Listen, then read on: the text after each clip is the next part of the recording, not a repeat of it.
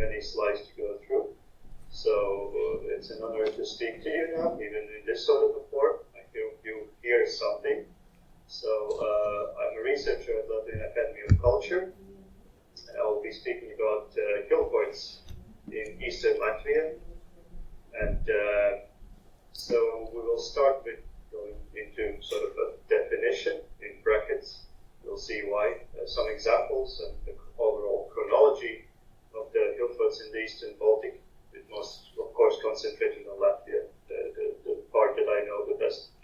And then I will speak about the hill fort verification and the database of Latvian hill forts that I have been working on, and then we'll turn on to the more interpretation questions about the role of hill forts in the settlement patterns, ideas that have been expressed in historiography, and the changes that happened in the 11th century, and some examples of those changes, and of course conclusions at the end. So we will be speaking about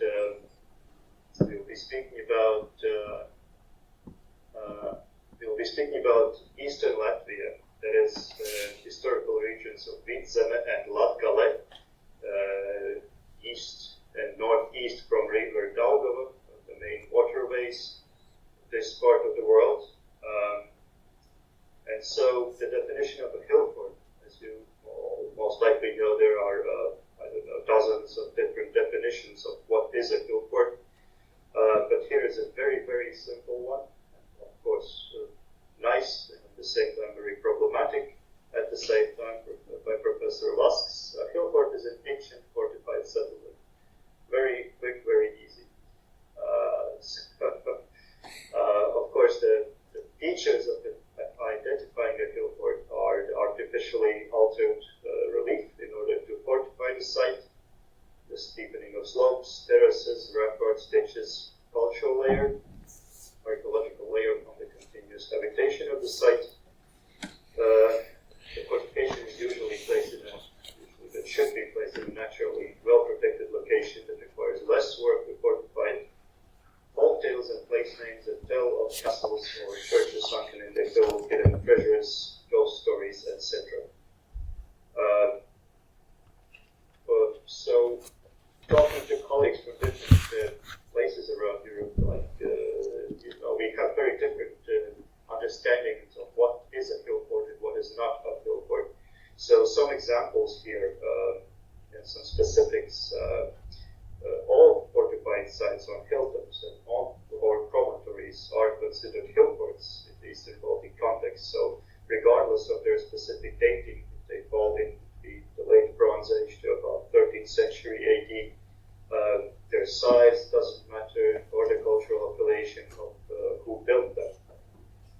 The earliest hill forts in Latvia are dated to about 1200 BC, the very beginning of the late Bronze Age. Most of the early hill forts are located near the bigger rivers, Daugava, Vanta, but also in inland areas in eastern Latvia, especially in Latgale.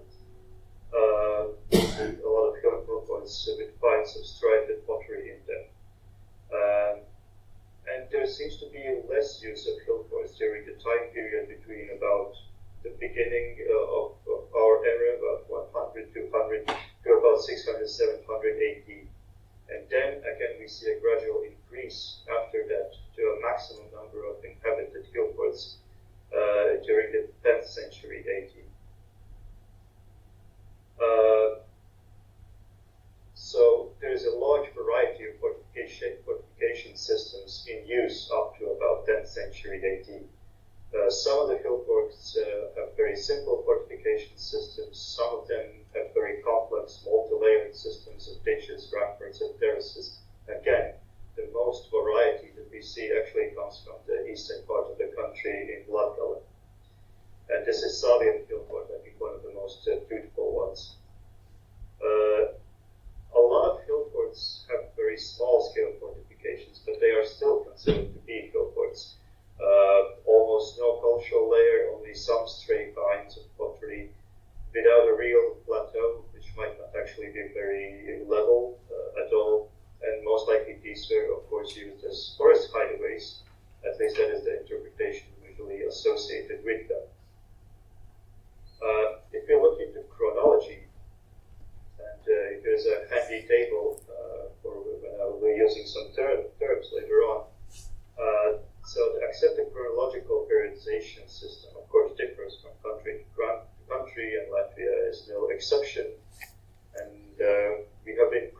changing this system, not only based on scientific arguments, but during the Soviet occupation also based on ideological views of the political regime in force. So after regaining of independence, we have returned to the system and terms used in the interwar period, but with it, it has brought some problems,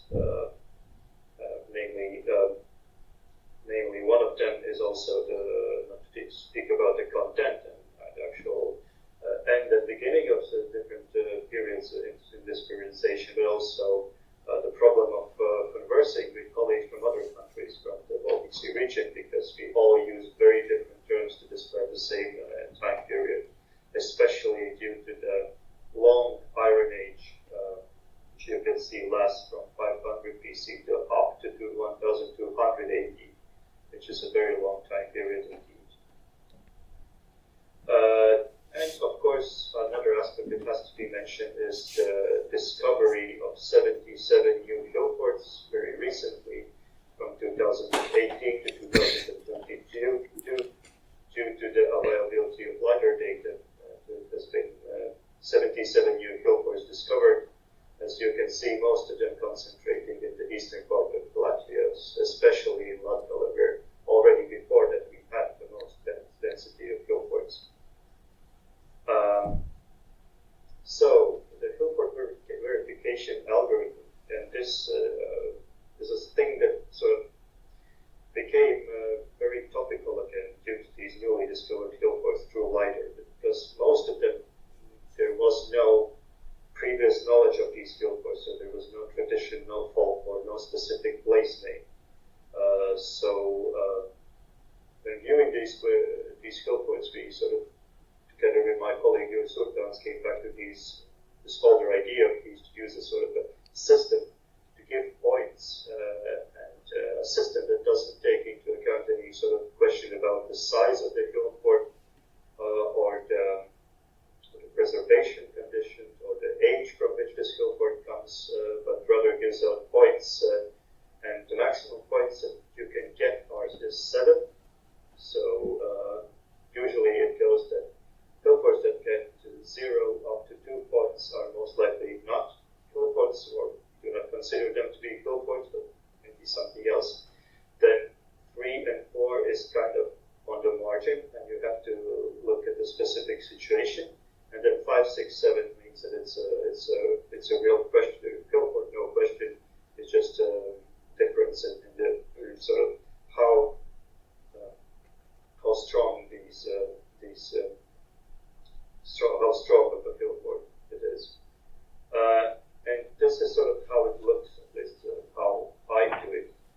So what I've been doing since 2023 is slowly going through the information about all the hill forts in Latvia. So the complete number is, I haven't put it in the presentation because I didn't want to put this number anywhere, because it's kind of discussable what is the exact number. So it's about, with the newly found hill forts, it's about 500. I'll be more comfortable putting this number out when I finish this work. So it's a table, and then I simply give out, also record the excavations and the date. Do we know it, or do we don't know it? And then it gets the points, and here you can see that some of the hill forts have gotten 3 or 2 points, and they're marked with these question marks, but exclamation marks. So as there have been, my opinion is that they are not real hill forts. So I've been going through the documentation at the archive of the heritage fort and literature, and what are the problems with verifying a site as a hill fort? So one of the problems are the castles, wooden castles built during the Crusade period, so the 13th or early 14th century, which have similar earth fortifications at their base, and the finds are very similar. They have sort of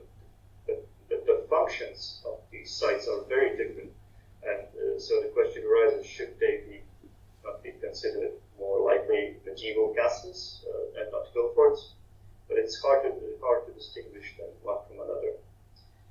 So then, of course, there's the situation of a later medieval stone castle being built on top of the more ancient hill fort, and usually it's the situation that only when archaeological excavations prove or disprove the presence of an older cultural layer of fortifications at the site that we can say for sure, which was the case here in Rezek, that excavations actually showed, yes, that 9 people who were already from the end of the 19th century say that there should be an older hill fort below the medieval castle were true. This is a situation where we have a medieval castle on top of the site, but no excavations have been done there, so we are not sure. But in this case, I think we can be like 75 or 80% sure that there is a hill fort below it. And of course, then there are also those hill forts that are heavily plowed with all of the fortifications, no visible fortifications left, only the cultural layer and the tradition call this site a hill fort. And of course, then there's also the problem of dating a site just on stray finds, which is most of the sites, because they have no excavations done in them.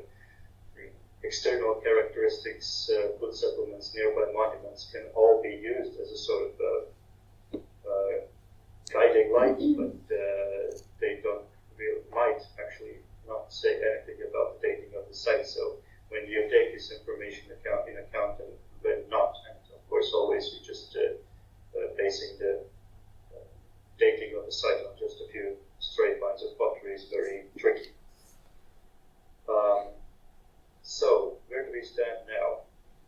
In 2023, they managed to do this work for Władza, the western part of Latvia.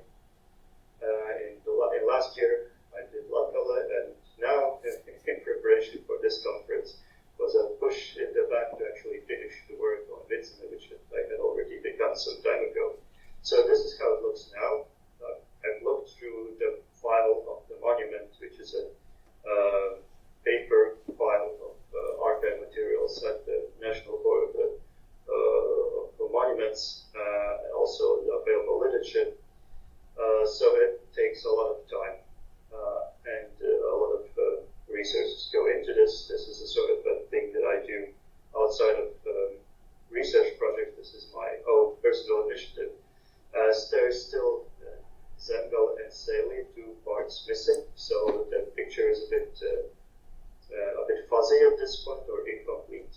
The red dots that you can see are the real hill forts, and the yellow ones are the sites that I deem that they are not real hill forts. They're something else, or it's just a misunderstanding, but they're not real hill forts.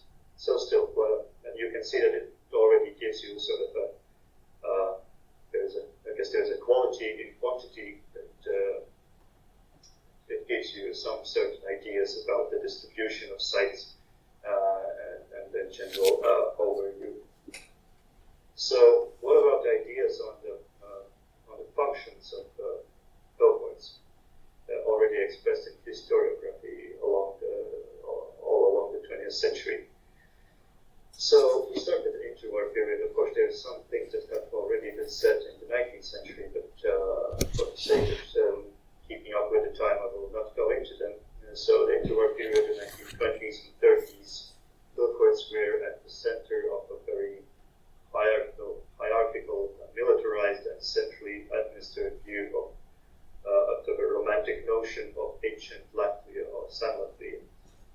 This idea proposed by Francis Hollows, the main figure of Iron Age archaeology at the time, and here you can see him at the center of the excavations in Jānis Meinerts in 1927, which were the largest excavations in the 1920s.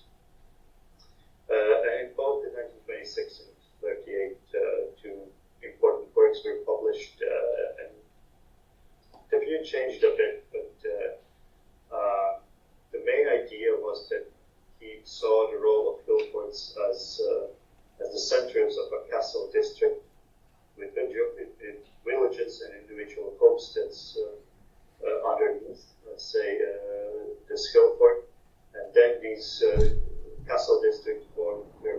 larger lands administered from larger central hillforts. And this view was very, as I said, very centralized view of prehistory of the Iron Age, especially the second half of the Iron Age, because of course that is the sort of the point of chronological point of interest of Holowitz and many other researchers. And this is a sort of a very strongly bound together with a drive to emphasize the golden age of Latvian history before the Crusades. Then we come to the Soviet period, which is characterized by a number of very large-scale hillfort excavations, a number of hillforts being excavated completely, and a concentration on aspects of, let's say, hard science, parts of settlement, archaeology, defense structures, artifacts, fortifications. The most important work from this period is Latvia's archaeology in 1974. As I said, extensive large-scale excavations, a few also excavations in a few open settlements, last because there were no open settlement archaeology happening in the interwar period, and also one excavated lake settlement, which is kind of important because it is previously unknown type of fortified settlement. So this happened in Arashi. The site is dated to the 10th century AD, which is also important to discuss today. And I will come back to Arashi a bit later. So again, the same idea of these castle districts is the central one. Therefore, the role of the hillfort, so it's a center of administration, commerce, crafts, and also power. But the idea of the alternative possibility of power structure of villages, maybe of a district of the center, also appears, but this voice is much more powerful. And behind the ideologically acceptable facade, using the right terms wanted by the Soviet system, the old ideas of the interwar period are still there. And then we come to the contemporary time. In the early 1990s, there was a swift return to ideas of the interwar period.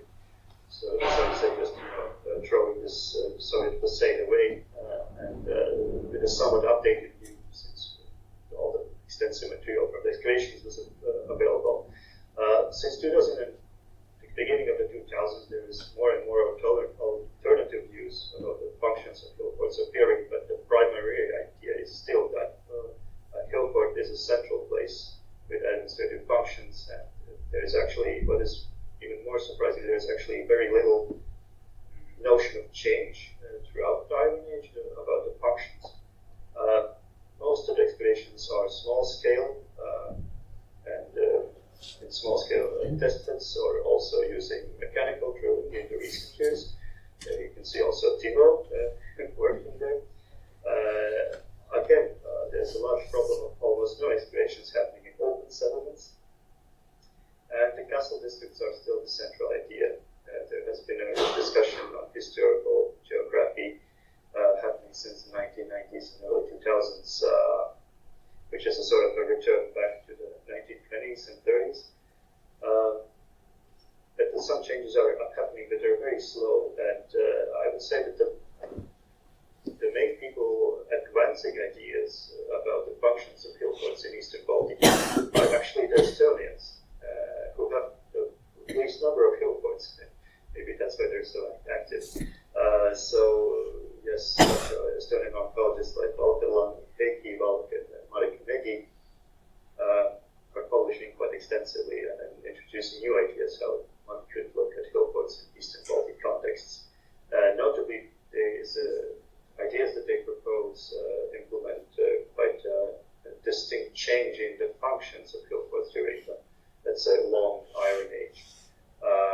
And also different chronologically contemporary systems of landscapes of power, both as administrative centers, hinterlands, early urban centers, residences of nobility, seasonal trading, craft centers. So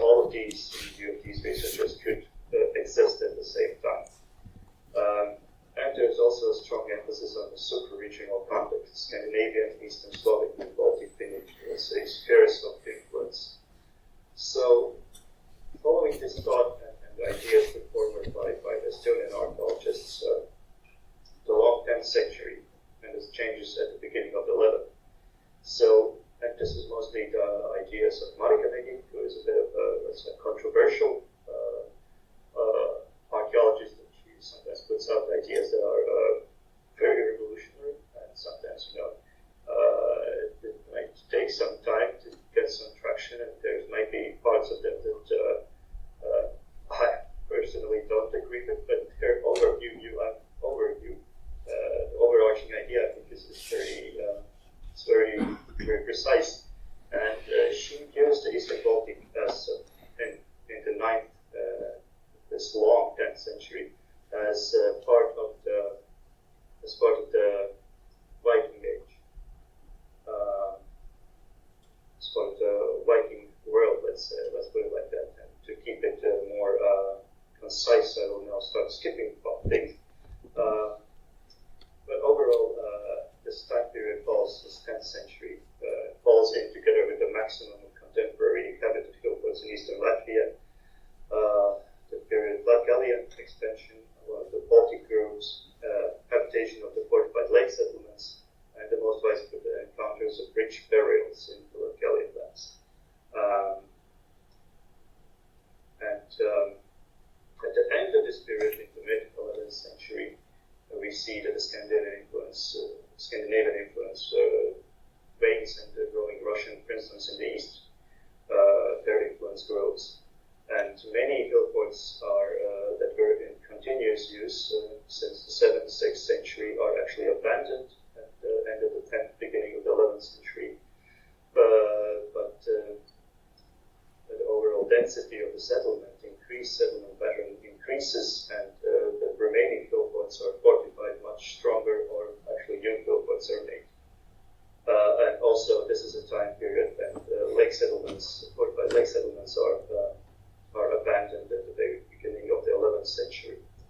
And the example of Āraiši, which is one extensively excavated site, also shows sort of a shift at the very last building stages of the settlement from a very organized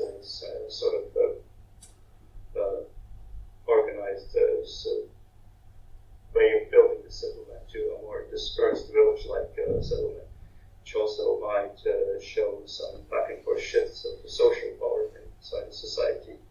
And this sort of a central so-called chieftain's house is actually done away in the last building phases. It is there no more. And also, when looking at the micro-regions of two of these 10 lake settlements, only 10 such sites known, at least both of them, these micro-regions, are small in the 10th century, nucleated single community populated spaces, but when they are abandoned, at least one of them, Pixik, most likely becomes this region, at least around the now abandoned lake settlement, becomes a part of a settlement chamber, a very large, continuously inhabited settlement chamber of Latvia Baltic Hillfort. And so I think that this example very well illustrates that the sort of the change that happened in the 11th century. And then another example, to be very quick, is in Baltimore, with 4 hillforts located very close proximity. In 2023, we made excavations in all 4 of them. They were dated. So the end result is that when we see there are 1, 2, 3, and the 4th hillfort here with very brief habitation. So it's not shown here on this map. So we see that there were 3 hillforts inhabited from about 6th, 7th century up to the end of the 10th century, and then 2 of them are abandoned, and the one biggest hillfort in the center of this microregion is built up much stronger, and new settlements, unfortified settlements, appear in the vicinity of this settlement chamber. And another pattern that is visible in the 11th century is that the fortification systems of the hillforts themselves become much more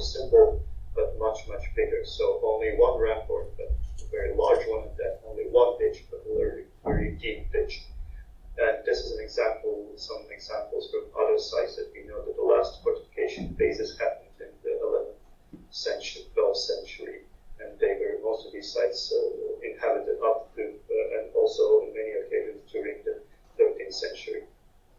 So these discussions about social and ideological aspects aside, there are clear signs of change in the dynamics of hill courts, and the number of hill courts decreases in the 11th century. Their fortifications become more simple, but much larger, and more densely in larger inhabited settlement chambers appear around them. And so these 11th, 12th century, while not true medieval, are distinctly different from the first half of the late Iron Age, the Viking Age.